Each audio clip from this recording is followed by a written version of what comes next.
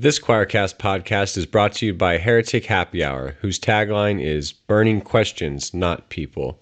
You know, we've been around for a long time now, and we've had many different lineups, and Heretic Happy Hour is only getting bigger and better, with guest hosts like Rainn Wilson, David Bentley Hart, John Fugelsang, Candida Moss, Elaine Pagels, and of course, December Rose.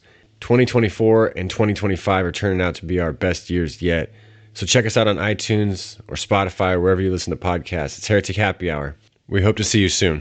Western Christianity has spent the last 2,000 years telling everyone they're separated from God. This is Not Church with John and Nat Turney and Bethany Shea. G'day. Welcome back to the podcast. And that's as much of my crappy Australian imitation accent as I will inflict on anybody listening. If you haven't turned away yet, my name is Nat. I am with my good friend, Bethany. Say hi, Bethany. Hi, guys. It's so good to see you. It's been off. I haven't been here for a few weeks, so it's really good to be. Which means it's been off in more ways than one. We've been off. You've been off. We've all been off. But yeah, and you introduced me first. That's amazing. I did. And just so you know that you matter. more than John, which is not saying a lot. But, yeah, that's not saying a lot. My partner in crime is always my longtime friend and brother, John. Say hi, John. Hi, John. I'd like to say I've known you a long time. Yeah, we've known each other, a minute. There was a period of time we were roommates, so to speak. Yeah, yes, we were. Not twins, though, so never roommates. So no, we were never can avoid that bad joke. Yeah. But anyways, we're here with the podcast we call This Is Not Church, because if it was church, you would have left by now. And John and I, we're two people. Damn it, I'm off today. Bethany shows up and everything just goes, and I don't know what I'm doing. Anyway, we're glad that you're here. We are super happy to have our next guest with us. So I'm going to yap just long enough to introduce him, and then I'm going to let him do some yapping. So we're here today with Dr. Richard, I'm going to say it again, Bruxvoort Colligan? Yes, no fear. Just headlong into it and let the pronunciation go where it goes. All right. Who is apparently of Dutch origin. That's cool. It's good to know. He's a longtime musician, composer, liturgical theologian, and author of Dangerous Songs, the Psalms, and A Gloriously Disrupted Life. Through his career, his congregational songs have been published by the ELCA, PC USA, UCC, and UMC. With a passion for community singing and the Psalms of the Hebrew Bible, he has written songs for all 150 Psalms and has published over 15 collections of original songs. A graduate of Luther College, he earned his MA in Theology and the Arts from United Theological Seminary of the Twin Cities and his DMin from Eden Seminary in St. Louis. He lives in Rochester, Minnesota with his wife, Trish. There he serves Mount Olive Lutheran Church as Director of Spiritual Formation. His latest book, as we mentioned, Dangerous Songs, the Psalms, and A Gloriously Disrupted Life. Welcome to the podcast. Rick, how are you, sir? Thank you very much. Good to be here. Good. How's things in Minnesota these days? It's good. We always complain about the weather one way or another. Winter is, deathly cold. Absolutely, Summer is rain or too hot or something. Yeah. My wife and I were there not too long ago in Minneapolis, and it was glorious. It was just late spring, and it was really pretty, and had a lovely time. So yeah, you were there that week. We called ahead. We ordered up some good weather. We're like, hey, we're going to go see a baseball game. Try not to screw us on this one. We got rained out of a game in Cincinnati a few years ago, and never did get back to see that game. It just, I've never been in such a deluge that just came out of nowhere. But anyway, Minnesota's been in Ohio anyway. Go ahead, sir.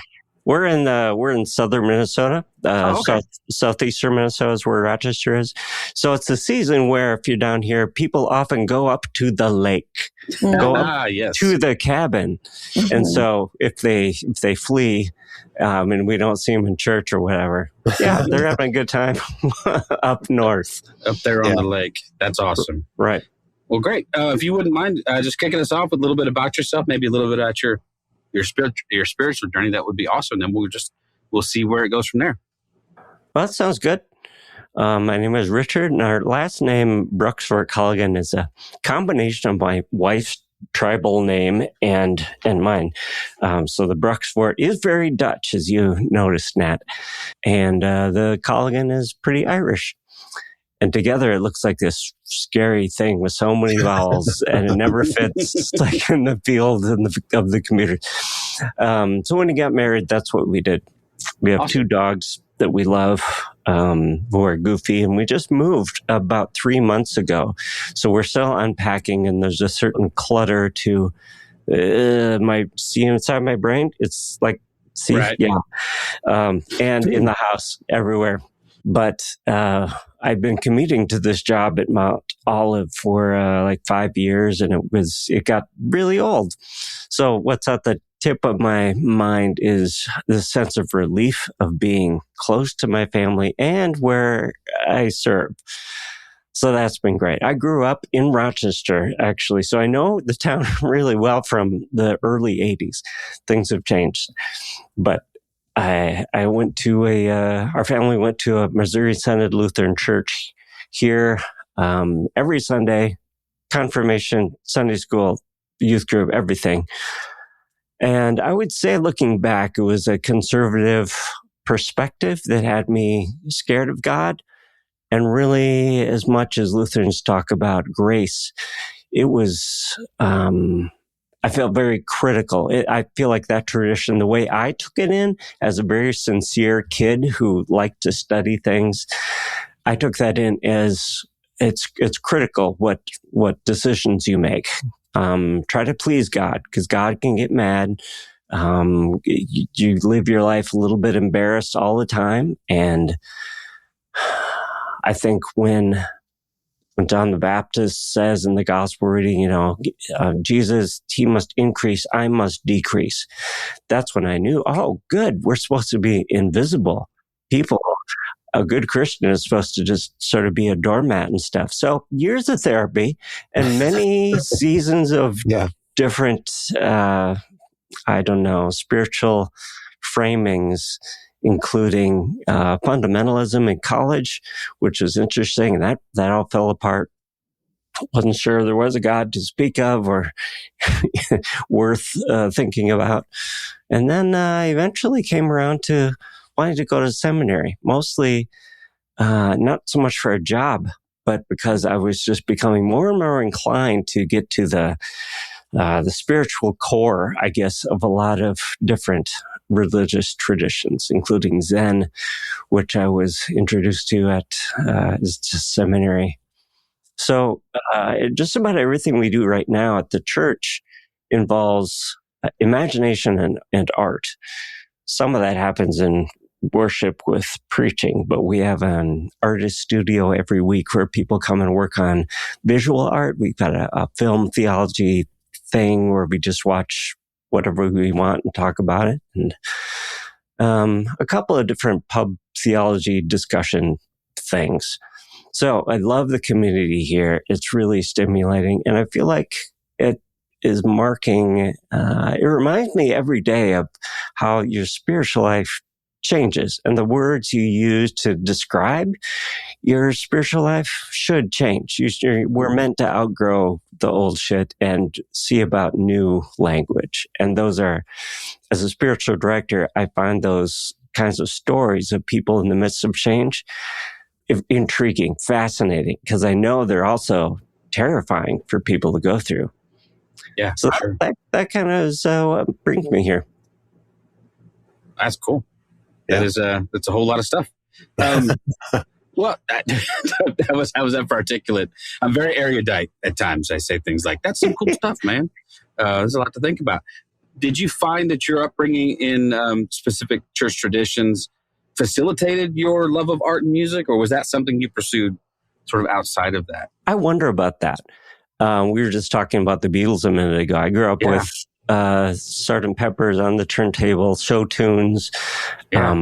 My dad loved ragtime music, so all that I took in, and FM radio from the 80s, and I took that all in. And I guess when I write songs, they come out pretty melodic, I would say, and pretty singable. That's sort of my gear. I don't know if there was part of my musical upbringing in church that led to that. Maybe a lot of Bach hymns, but one of the gifts of a liturgical tradition is, a lot of that text. I knew Psalms and prayers and stuff before I could read through sheer repetition. So there's something about that rhymes, so to speak, with how music gets in us. Yeah, John and I grew up in the beginning of the church chorus era. So we had hymnals in our church that no one ever used, but we sang. Speaking of repetition, it was over and over and over and over and over. Let's sing "As the Deer Panteth for the Water" 75 times through, as they changed the little, the what do you call that? The clear thing on the overhead projector. Transparencies.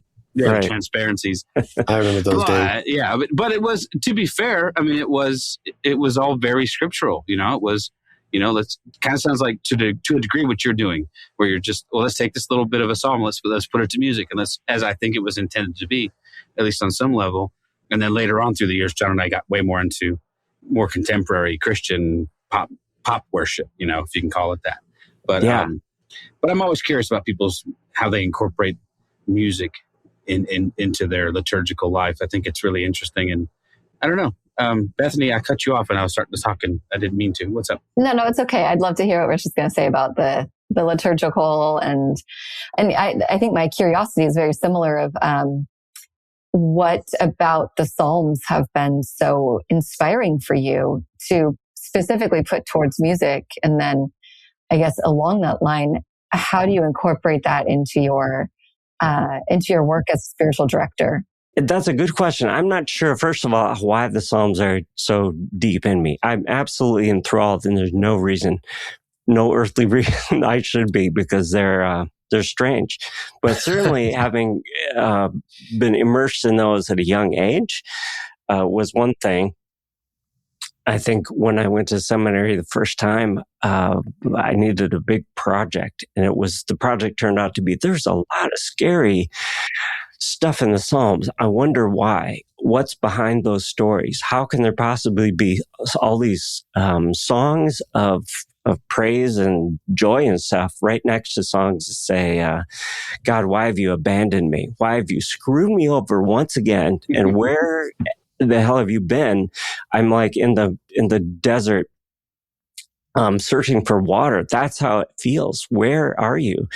And I guess by that time, I don't have a good sense of timeline all the time, but I had been diagnosed with clinical depression and some anxiety. So there was a falling apart of the faith that I used to have when that happened, because this is my fundamentalist faith. When everything is about, you got to please God. You got to, because God needs some stuff from you. Yeah, but I was miserable. Yeah, but nothing made sense anymore. And scripture and prayer just, it just seemed meaningless. So coming back to the Psalms, wow, what is it like to have the kind of intimacy? Is that the word? Maybe to pray, to engage with God, and not have any pretense, not like needing to report a prayer and craft really polite words. There's a place for that, but I was really intrigued by some of the scarier Psalms, and that's what had me think, how would these play in church these days? And what should we sing? How should we sing them? Yeah, it's got to be weird to bring those kinds of darker Psalms and doubtful Psalms and dashing babies on rock Psalms into the church service. It must be a little bit challenging, but at the same time, a church that isn't honest is a church that's dying. And I love the Psalms because they're just so damn honest. Oh, I love what you said beautiful. There about, church that isn't honest is dying. Is that it? Yeah. Yeah. And I think there's levels or different ways to talk about honesty. One is when you enter the church, have you ever been part of a tradition that uses a creed like the Apostles' Creed? And there's kind of a funny ambiguity. It seems like everyone believes exactly the same thing. And as a kid, this is what I thought. We say, I believe in God the Father Almighty, maker of heaven and earth. And I think as a kid, I looked around and thought, I guess when you get to be a grown-up, you kind of know everything and you're done. You just lock it in. And I wonder when that'll happen to me. And it just has never happened to me. I think creeds are interesting for a certain kind of person, but I'm kind of all about the evolution of big things like earth, like civilization, but also like the evolution of a person and the way we think and the way our imagination breaks through sometimes. Yeah, no, I feel all of that. That was part of my deconstruction, for lack of a better word, was coming to terms with some of the bigger questions. And also, you mentioned the creeds. So when my last ditch effort to stay in church was to start a little church, and I gave it a shot. I'm really bad at asking for money, so that went poorly. But we were building a little website for our website, and we're like, oh, this is where we're supposed to put our, what do you call it? Their statement of faith. And I was feeling a bit cheeky that day, and I'm like, I believe in God the Father Almighty, maker of it. And I'm like, I don't need anything beyond that, you know. And I liked it. I used to preach to my church. I used to tell them all the time what I liked about that creed in particular was as much what it said as much as what it left out. There were certainties about core things, but there was room for doubt and questioning about other things like biblical inerrancy and, you know, heaven and hell. And there was all kinds of things that we were uncomfortable with and that the Bible does not speak univocally about, that we were able to say, okay, we may or may not find the answers to these someday. We may decide at the end it doesn't matter, but I routinely would have people call or reach out to the church and ask us for our statement of faith, and I would just say, yeah. And I'd be like 3 or 4 words into the creed, they'd hang up on it. So there is this need, I think in American evangelicalism in general, in specific, there is this need for a sense of certainty. And like you said, there was this notion that when we get to a certain place in our spiritual formation, we'll have locked it in and we'll know. And for a long time, that was very enticing to me. And then it became really repugnant. Like, I don't want any of that. I 100% agree with what Bethany said. A church that isn't growing is dying. A church that isn't questioning, I think, and pushing the boundaries is dying as well. Do you think then, I'll tie this back in somehow. Do you think then that the Psalms help us to wrestle with those bigger questions? Because you're right, it runs the gamut from God, you're great to God, what the hell? Sometimes in the span of the same psalm. Do you think that helps us wrestle with those bigger issues? Not only does it help, I think it gives us vocabulary for that kind of boldness or rawness.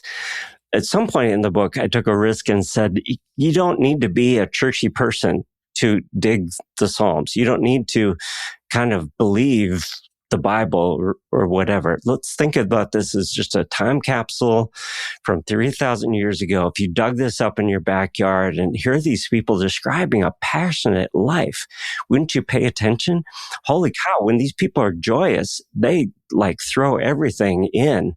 They're ecstatic. And when they are, crumbling away in outrage about injustice being done to their neighbors, they take it to 11. These are passionate people. I wonder why, or I wonder what they had going on. Even if you didn't know the author or anything, at least I would be curious. So at this point, I feel like the Psalms are often a way in to Christian churches to talk about, I guess, just a passionate life, whether it's anchored in faith with the kinds of models of God that the psalmist did or not. I love that picture of a way in, almost like, it like gives people permission to not always have to end everything with a silver lining or God is good all the time, God is good. Within the worship service. And I mean, obviously I don't think the worship service is meant to be, a time of grief and mourning every Sunday and sackcloth and ashes. But there is this mentality that it has to always be a celebration. And in those places, we kind of ignore the actual lived suffering of human beings within the congregation and expecting them to arrive in the same mentality. Totally agree with you. And I've been a part of churches where you just get the feeling, these people, we really think God prefers us when we're happy. God really likes us to be happy. And so it might not be said that way, but just in terms of the repertoire, we're all singing happy songs. We're singing, things like praise to this subject of God. And we might agree on what that thing is, or maybe we don't. But it's embarrassing to think about, maybe we're not happy today. Oh no. That must be embarrassing for God if God knew that I stubbed my toe this morning. I don't know. So it's maybe the Psalms do kind of feed that human psychology, just paying attention to your life. Can we bring that all into our what we call our spiritual life? Yeah. No, it's I spent a little bit of time in the Word of Faith movement, which is not so aptly named, but you could. I don't know what that is, Nat. Oh, what is it's the Joel Osteen, name it and claim it. God wants you blessed, prosperous, rich, healthy, etc., etc. I called it in the book that I wrote a couple years ago. I call it toxic optimism, because the expected response to how are you doing all the time was blessed and highly favored of the Lord. So we really did think God preferred us. We just thought He preferred all of us. But I knew people who were going through hell, and they could not bring any of that into their so-called spiritual life, because to admit that, to confess that, was to invite more calamity. And so they lived this dual life of, they leave church, probably a lot of times fairly condemned for not living up to the prosperity that God had promised them if they were good. And that was always the rub. It was, if, it was always an if-then proposition of, if you do this and if you do this, you say the right things, you utter the right shibboleths, you do the, you put enough money in the offering plate, then God will show up. And then now we get to judge everyone. We all become, what do we call them, fruit inspectors. We all become fruit inspectors. It's like, oh, well, look at you. Your marriage is falling apart. Gosh, must have done something pretty bad there. Your kid came out as gay. You must be, must have done something, must be withholding from God if you're broke. We should all be like Joel and have multiple homes that we refuse to share when storms hit. It's just, I don't know. It's another symptom, I think, of excess inside of the American church that I think the Psalms are particularly good at calling out and saying, no, here's a man. And I don't know if David really, supposedly, a bulk of the Psalms are attributed to him. But there's a man who was not afraid to say, I don't understand any of this. And then circling back at the end to at least, very often to come back and say, but my trust is in the Lord. He's my strong tower. So I don't have to know all of the ins and outs, but I do have a place of trust. Mm-hmm. I think that's one of the most important themes and intriguing things to me, trust. We have in the Psalms not a systematic theology that holds together. We have like 150 windows or 150 moments of a people really struggling with things. What's our place in the world? We're scared. Who takes care of us? What about the how are we treated as people that don't have privilege? So it's an interesting thing. Most recently, after the book, I guess I mentioned this in Dangerous Songs, but have been most interested in it afterwards. And that is a lot of time my experience in going to church and singing the Psalms is we're usually invited to use the voice of the psalmist. And so we sing, "The Lord is my shepherd, I shall not want," or we just sing it the way we get it in English. However, I don't think it's appropriate even for a person of privilege like me or to put on the voice of someone who lived 3,000 years ago, different culture, who was getting stepped on by empire, not a person of privilege. And funny things can happen if we put into our mouths and into our mind the idea that, oh, this is for us. This is our story. And we say, yeah, those terrorists better not win. God, deliver us from those terrorists. When in this day and age, we are probably a people of privilege with abuse of power. We're probably closer to the kind of terrorists they were warning against. Yeah. So that's a little creepy. It's a little bit. It's a little bit creepy. Well, it's confronting. It can be a mirror if we allow it. Obviously, if we want to see what it's trying to tell us, it can be a mirror to confront us in our complacency and our ignorance and our privilege.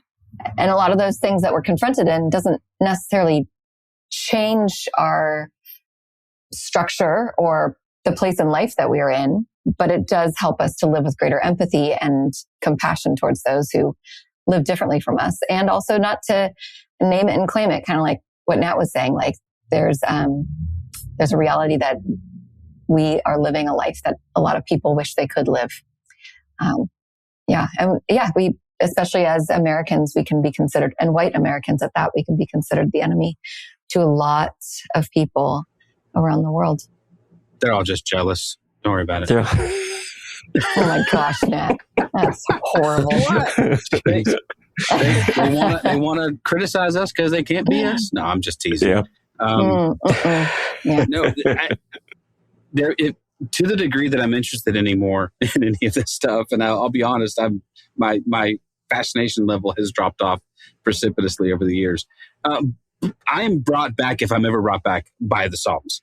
I really am. So when I saw your name come, I'm like, oh, okay, this is going to be interesting, because there is that deeply flawed person of David. There is this deeply flawed nation of Israel who understands what it is to live in privilege and out of it, who understands what it is to be in God's favor and out of it. And that's the one thing I think the Bible, especially the Old Testament, does particularly well, is it doesn't flinch from deeply flawed humanity trying. And I like what you said earlier. You said something about the Psalms. And I think I would say this about the Bible in general, but being a snapshot. And I think what we've done, as we have tried very hard to deify the text, is we've said it in concrete. We've said we have not done what you just said, which is no. Let's understand it as a snapshot. Let's understand it as a people struggling to understand God, struggling to understand their place in the cosmos and in the world, and their relationship with this God that they're trying desperately to understand, and very often getting wrong. But I think the Bible does that particularly well. It doesn't. Maybe other holy books try to paint a different picture of their deities, but the Bible does a pretty good job of saying, we don't get this guy. Sometimes he's cool, sometimes he's pissed, sometimes he's chill. The mercies of God are never ending, apparently, until they end. But it doesn't shy away from those seeming contradictions, because you and I live with those every day. There's no question there. It's just my musings. And there's even, I think you could make a case in the arc of Scripture, a sense of an idea of God, a model of God developing over time. Absolutely. It changes. And that's something I think when I was a kid, no one talked about, because how can you take the Bible, as an inerrant word when there's inconsistencies, when there's more than one thing being told there. So the other part of there's a theological part of why the Psalms might be useful. And then there's this, the musical part. These are songs. And so we get to imagine this wasn't an Apostle Paul, epistle. This wasn't a letter. This wasn't a gospel with all the literary trappings of that. It wasn't an apocalyptic or a history book. This is more like music than anything else. And we know that because there's terms right in there. In a lot of the Psalms, this is to the musical director here, sing it this way or play it with this instrument. So that's where part of me really gets turned on then. Okay, so now my self-imposed job is to think about what might be important in Psalm 16 or whatever. And then if there is something there, because not everything preaches, not everything needs to be soaked in. It's best we don't immerse ourselves in everything in the Bible, probably. But then how would we do that? How would we transpose, so to speak, is a musical term, but sort of translate and transpose something that was musical back then into music then today? We don't know what that music used to sound like, but it probably wasn't 2026 pop radio, and it was not in the same scale, different instruments, of course. But I'm fascinated with the clues in there of how those melodies might have happened and how these might have been sung. And I just love the imagination then of being with my own community. Like, we're going to sing this psalm today, and we're going to do it this way. I love that. It kind of reminds me of, and I don't know if you know about this album that came out, but Johnny Cash had written a lot of lyrics and poetry that he left.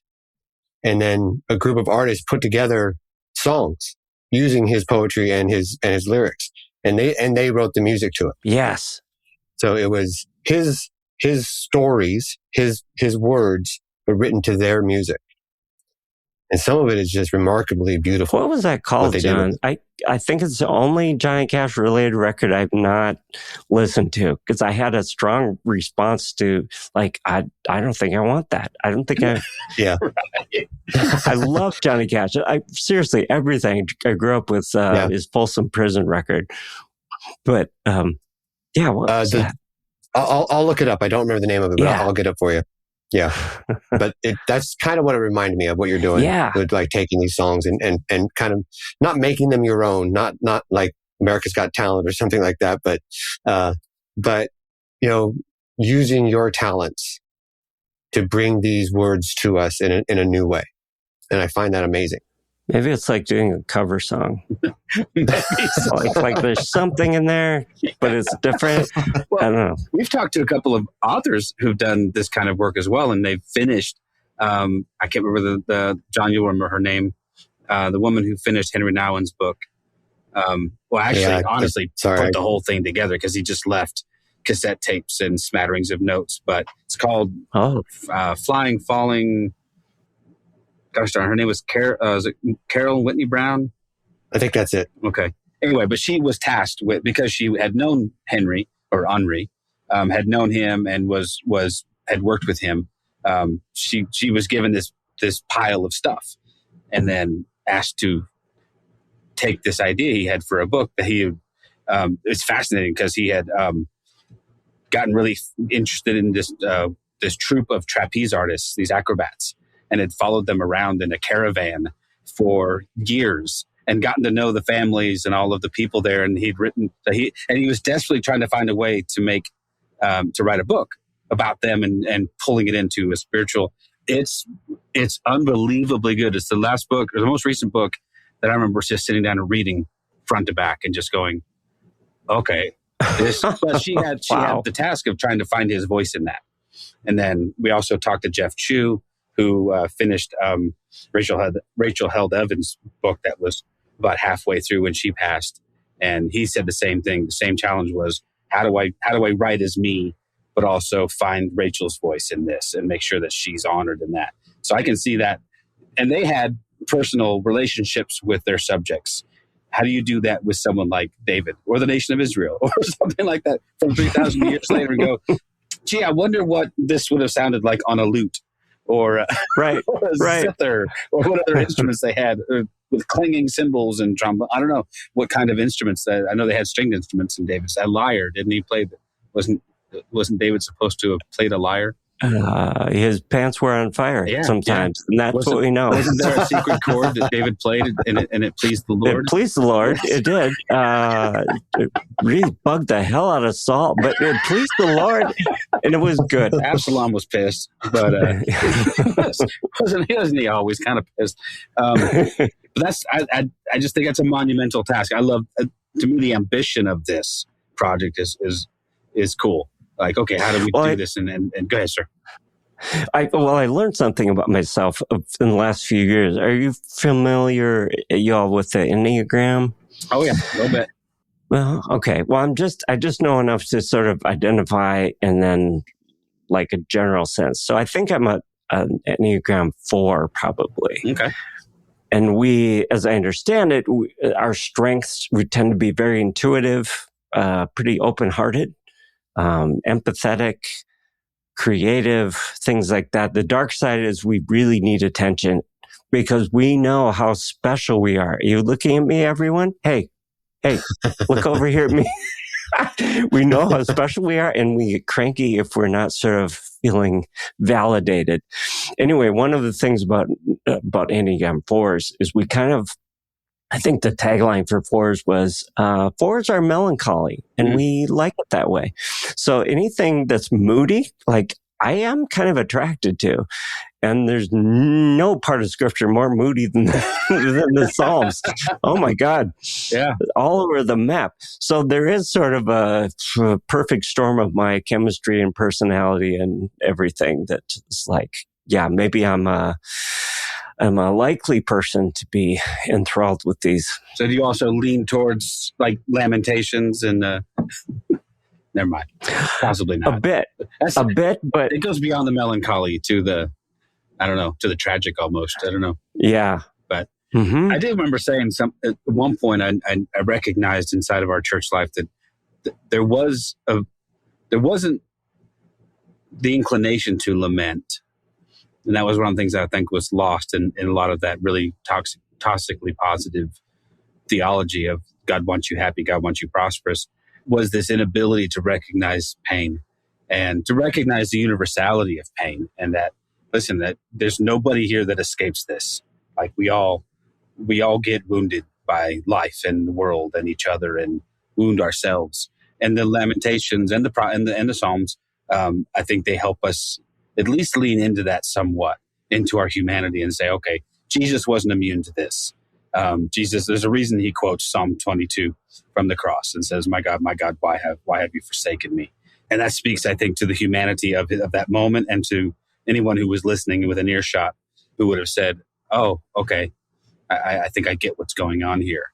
Yeah, it's a rich complexity that I think we need more of in the church. And I think it requires courage and bravery to recognize our part in it too, that it's not always just life happening to us. Sometimes we land on Plymouth Rock and sometimes the opposite is true. Yeah. Well, and like Bethany said a little while ago too, taking something like Psalm 22, if the gospel writers felt it really important to quote a couple of those Psalms, like 22, why have you screwed me over, God? Right, or into your hands I place my life, which is a great bedtime prayer in the Jewish tradition. Just as you lay your head down, into your hands, God, I lay my whole life because I'm going unconscious now. And so I'm going off. See you in the morning. Going offline. If I should die before I wake, which was a terrifying prayer.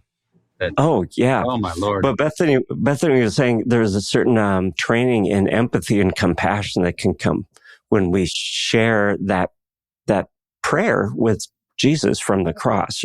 As one person, I remember, taught me, is a crazy nun that said, yeah, if we were willing to pray for the desolation of the world, join Jesus in this prayer.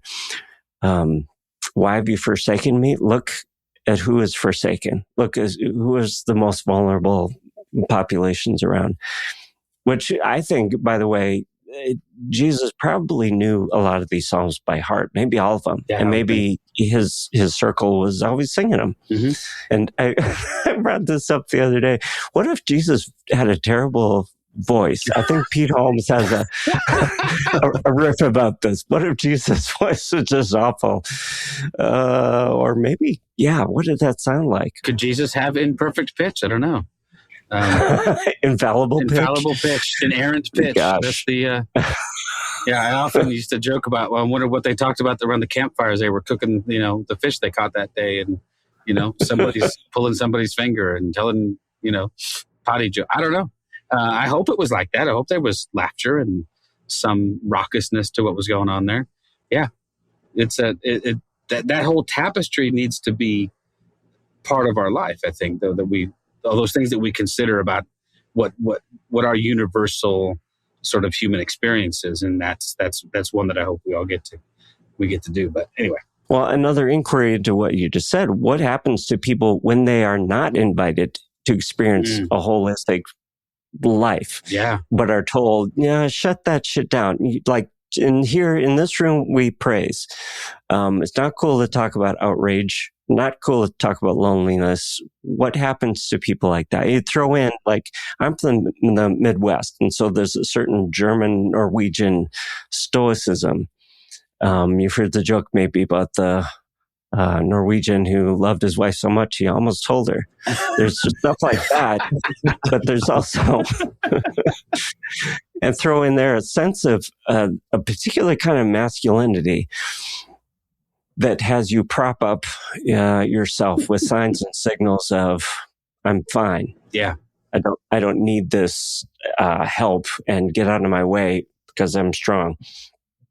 What happens to people like that? I do a lot of things with grief and grief group here at church. We start every time with a lament psalm, as if to say we're in good company if we feel like we're not sure where God is. Like, and not just as a proposition of theology, but like, I feel so lonely. I've never felt so screwed up before without my person that just died. We had a very sudden death in our congregation 3 weeks ago.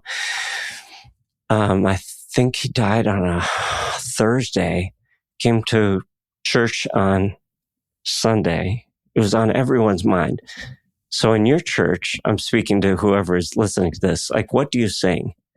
What do you sing when you know you need to be sad and you need to acknowledge this lament in the room? There's grief, there's anger, there's frustration, there's deep sadness, confusion. Are we going to get into that or just skip to the praise songs? Yeah. Right. Those are big choices for musicians to make, church musicians to make, or pastors to make. Are you the one that writes those liturgies for your church? We have a great team here. Our pastor and our main music person and me kind of shape the liturgy every week. It's never by the book around here. We might start with something in the book, so it's really wonderful. Yeah, that's so beautiful because you're bringing the current moment into the service, like responding to the current moment instead of a plug and play that often happens in liturgical churches. So I deeply value that. I'm a pastor as well, and I try to incorporate the Psalms into our call to worship most Sundays. And but it is, I am the kind of person who will always fall back on the toxic positivity, and it just comes naturally for me. And I have to filter it through reality so often. I just kept thinking when you were talking about the creeds and the Psalms and these words that have carried you through so many times of your life, I kept thinking of, like, I read in an Anne Lamott book a long time ago where she said there's this old Hasidic tale about a rabbi teaching his students, and the rabbi would always tell the students, you need to place these words on your heart, place these words on your heart. And one day one of the students said, Rabbi, why do we have to place the words on our heart? Why do you say that? And the rabbi said, because one day your heart will break open and all those words will fall in. And I almost feel like this is what the Psalms are like. This is what the creeds and the prayers and, praying the confessional every Sunday and praying the Lord's Prayer. Oftentimes it becomes rote, memorized, not meaningful. But other times, like when your heart breaks, when you're in that state of deep grief, and confusion, anxiety, and doubt, all those things, it's like that's when some of those things that you've said week after week since you were a toddler become more alive and real. I feel like it's such a deep grace. So I'm very compelled by what you have written and what you are saying today to keep sinking deeper into the Psalms. So thank you for that. Yeah, I'm thankful for a place that welcomes that kind of imagination. John Bell of the Iona community wrote this weird thing a few years ago. He said, we should be writing songs and leading songs for people or for kids, actually, he said, teaching our kids songs as if we're preparing them for their deathbed. Meaning, like, whatever we're getting into their ears that we want them to sing through repetition and get into their bones, it better be good, because it really happens. At the end of life, sometimes those songs literally can spring forth, but it's also nourishing a deep part of ourselves when we do repetition and music, liturgy, anything like that. But that can be maladaptive, and it can be a real cherished support. I think it also, gives us permission, and I think you say this in your book as well, gives us permission to argue with God. You bet. And I think that's something that I was never taught. No. That I could actually argue with God about the way I'm feeling or what's going on in my life, or, what horrendous bullshit's happening today, and have this argument with God. And I think that's something else that your book talks about. And I think that's really important, It's an important thing. We can certainly follow the feed of the psalmists when there's argument.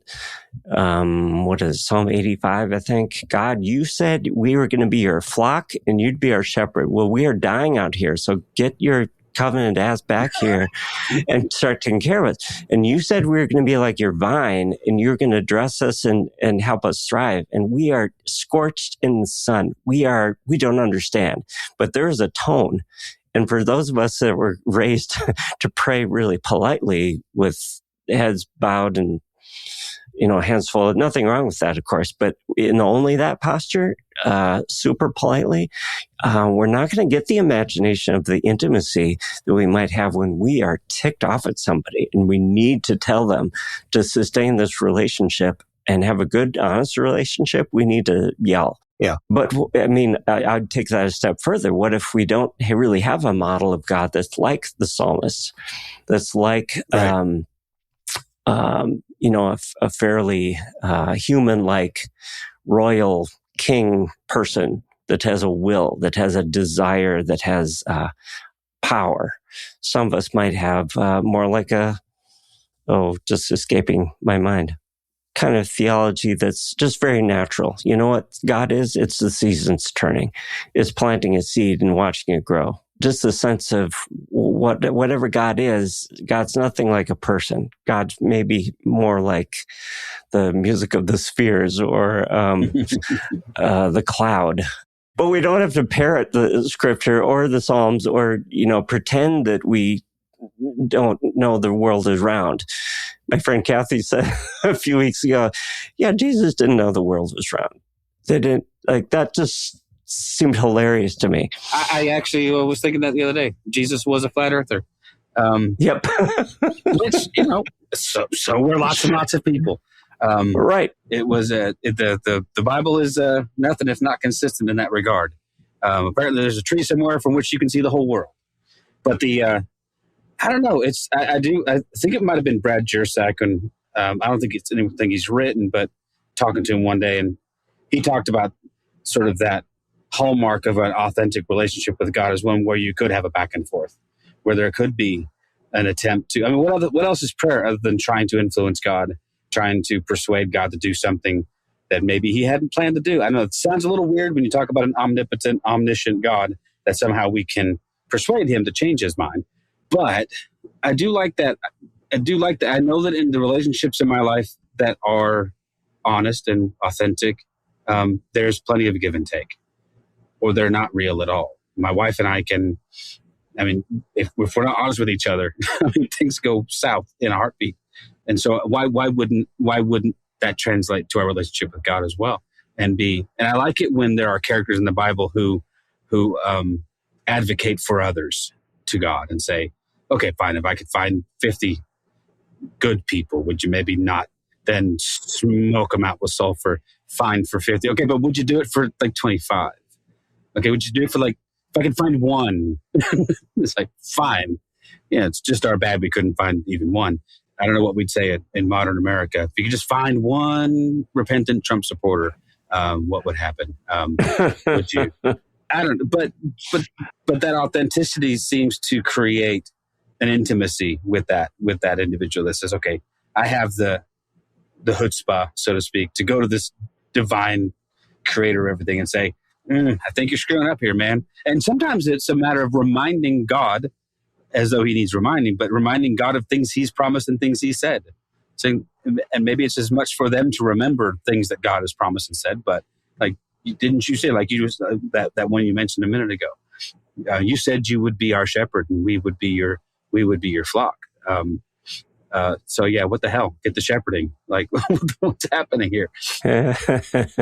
Right. Anyway, as is often the case, not much of a question there. Just an observation. But I used to before I went to seminary, I was an indie musician, and I did that full time for many years, sometimes with a band and otherwise on my own. And at a certain point, and I was mostly writing about love songs and our dog, and I have a song about a duck and free will and kind of anything. Okay, anything goes. And then at some point, as the second time I went to seminary, I became enthralled with a different art form, and that's congregational singing.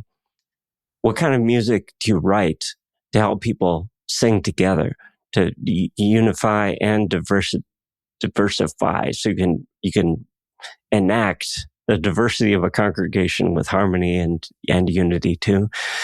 And there's just nothing right now. And I'm only working with psalm songs right now, pretty much. Every once in a while, there'll be a composition that comes in out of the blue. But there's really nothing I want to write about that hasn't been at least mentioned in the Psalms or is a tangent from a psalm, including politics and partnerships and being a parent and dealing with old age. So I hope what the book does is invite people to be curious about what this part of what we call Scripture is about. And I think the original title I pitched to the publisher was like how the Psalms will wreck your faith. Something that they said. Could you sort of reword that? That doesn't sound great. But if you, I think my experience was life can be pretty boring, and then the Psalms come along and you realize, oh, here's some examples of honest passion. Like they're not just saying this stuff the way it's presented, at least. These are people that are well connected and intensely joyous beyond understanding, and also outraged at injustice, deeply sad, wounded, needing forgiveness, totally confused, and we're in good company.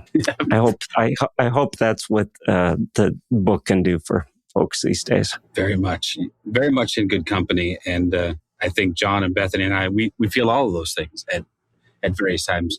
So I want to remind people, by the way, the name of the book is Dangerous Songs, not The Psalms Wrecked by Faith. Although I think that would have been that's a book I would have picked up, just been like, okay, what's this about? Dangerous, the sequel. Dangerous Songs, the sequel. But the Psalms and a Gloriously Disruptive Life. And I wish you nothing but the best of luck with it. I hope it goes really, really well.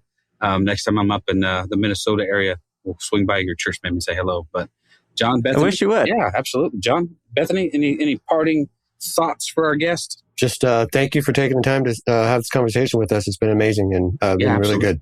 Really enjoyed. Happy to. Thanks so much. Yeah. I'm wondering if you can send us out with one of the Psalms that's impacting you today. Yeah, there's one I did in worship a couple of Sundays ago. It's not in the lectionary. And my church family's used to when I say that, it means, oh shit, what's this going to be? But it's very philosophical. Sometimes I think more than is good for me. But it has a sense of putting your life in perspective. It's very existential. And it goes something like, God, would you remind us how short our life is? Not only that, it's like we're visitors here in your house. It's like we're only here for a second. And that you can take that as very, be in the moment, appreciate where you're at. But it goes on to say, we're just guests here. And maybe, God, when life is hard, maybe it'd be easier without you. God, maybe let us go. And as soon as I finished it, and people sang along because they're used to trusting me to sing songs and stuff. And this is one of the things in the aftermath of this death in the congregation. I knew people were just feeling things all over the map. The sense of admitting, even confessing, so to speak, to each other that life is really hard sometimes, or even asking each other to witness, maybe even asking God to witness. We are bewildered a lot of the time, and that's fine. Grief is normal, and we resist it like anything. So, I don't know, that's not the perkiest soundbite sort of answer, Bethany. It's been on my mind so much that if we're honest with each other in a community, life is pretty good. Thank you for listening to This Is Not Church. Be sure to rate and review the podcast on your platform of choice.